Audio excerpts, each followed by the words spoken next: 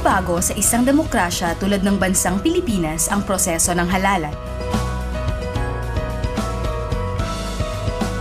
Sa panahon ng eleksyon, lahat ng mga mamamayan ay bumuboto ng mga pinuno na nais nilang mailuklok sa mataas na pwesto.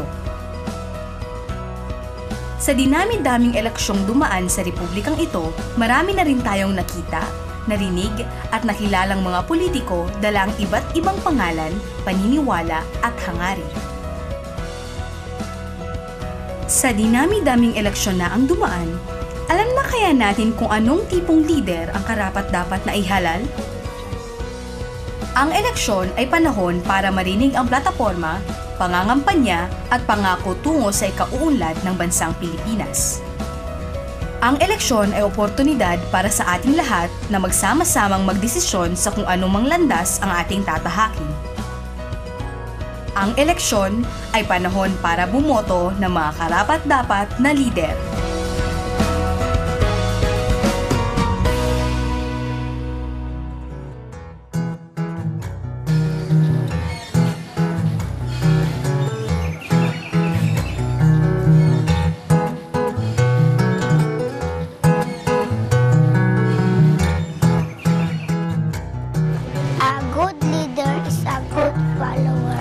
May isang salita, may paninindigan sa bawat desisyon, maka-Diyos, maka-tao, at higit sa lahat, marunong maggawang-gawa. Ang leader, marunong at makisama, magdesisyon. Ang good leader, mabait, matalino, pagkatiwalaan, marunong makisama sa mga tao. A good leader is someone who has the heart or the passion in serving other people. May paninindigan, very strong, honest, at higit sa lahat may takot sa Panginoon. Maka-Diyos, makabayan, makatao. Yun ang pinaka-importante. Kung wala yung tatlo, hindi magiging good leader ang isang tao.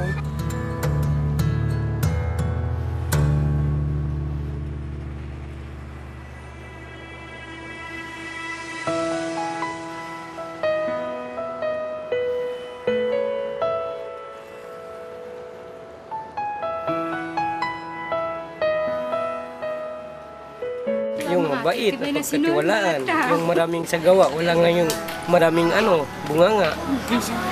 Yung kaya nga dito hindi magkano dahil yung leader parang favoritism ba? Yun sa ayaw nito. Baka yung kung sa sarap marami na, kung sa hirap nag-iisa lang. Yan ayaw dito.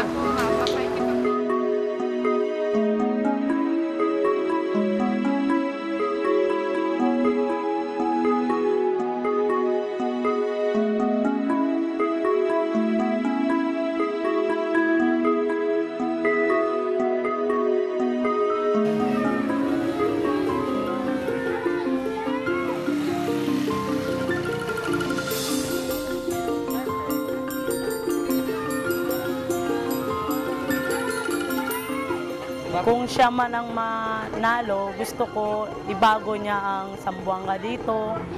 Yung parang kuwan ba yan, mapagmahal siya sa mga tao. Yun anong mahirap dito, sana mabigay niya.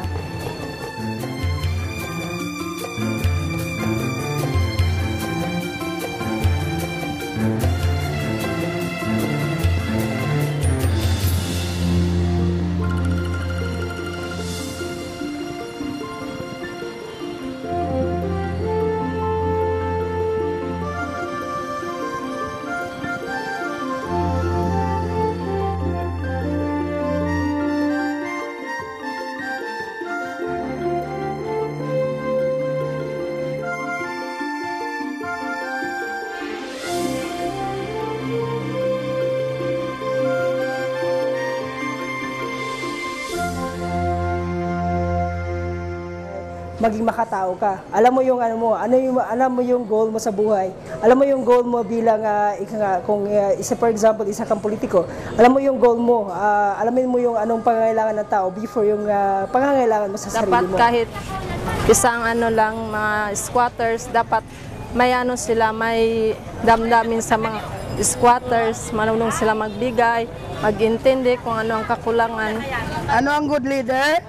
Magandang good leader pag may cooperation sa mga tao niya, marunong magdala sa mga tao niya. Yung gusto namin, yung mabait sila. Dapat iniisip niya yung bawat isa. Parang tatay ba? Kumbaga, ang tatay hindi niya kinakampihan ang isang side lang.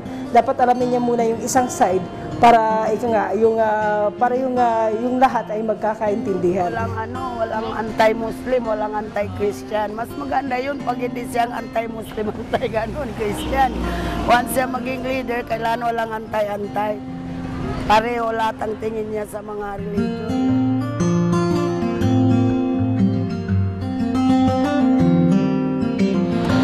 For me, a leader is one who is development-oriented, sensitive to the cry of the people, and one who really has a well-grounded vision and shares that vision with the people.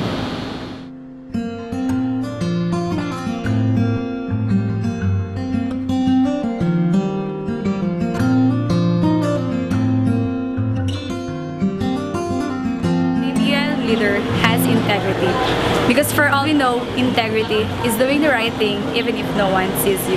Sana naman po ang ating mga leaders ay may integridad.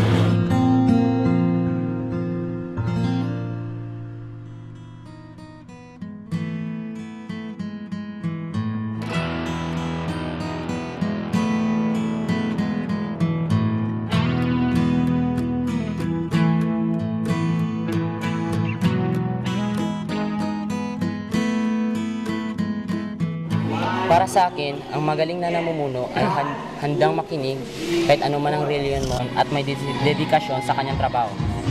Well, for me, a good leader is someone who always volunteers himself or herself to do something for that better or progress for everyone. Someone who listens with an open heart despite the adversity or differences. A good leader is someone who has a passion for leading and to be a living example to everyone. For me, a good leader should always love and concern in his or her constituents. Marunong makinig at rumispeto ng opinyon at ideya ng iba. As a leader, one must take one step forward aside from the rest of the people. So as a leader, you must be able to stand out for what you are believing in and encourage those people, especially those who are voiceless, those who are helpless, those who are marginalized in the sectors. You have to encourage them to stand up for their beliefs, stand out for what they believe in, and that this society welcomes their point of view. It also goes hand in hand with the respect that one has to go with the other. So each and every one of us should have this kind of respect to be able to understand each other's religion, culture, and different point of view. In that way, we may be able to create a society that is healthier, a society that will be beneficial to the rest of the community. Taglay ng isang dakila at mabuting mamumuno ang marangal na karakter at di nauubusang serbisyo para sa kanyang kapwa. Sa mataman ng mga bata, sa isang simpleng guro, sa mga ina, tatay, trabahador o kahit sino man, ang isang dakilang lider ay may pangarap para sa kanyang komunidad at ginagawa lahat para makamit ito. May malinis na hangarin at layunin di lang para sa ikabubuti ng kanyang sarili, kundi para sa lahat. Magkaiba man sila ng pangalan, pinanggalingan, kulay, itsura, grupo, kasarian, relihiyon o paniniwala.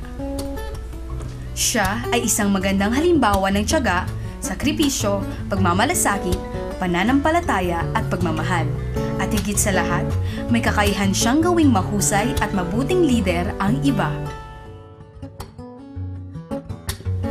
Siya ang aming lider.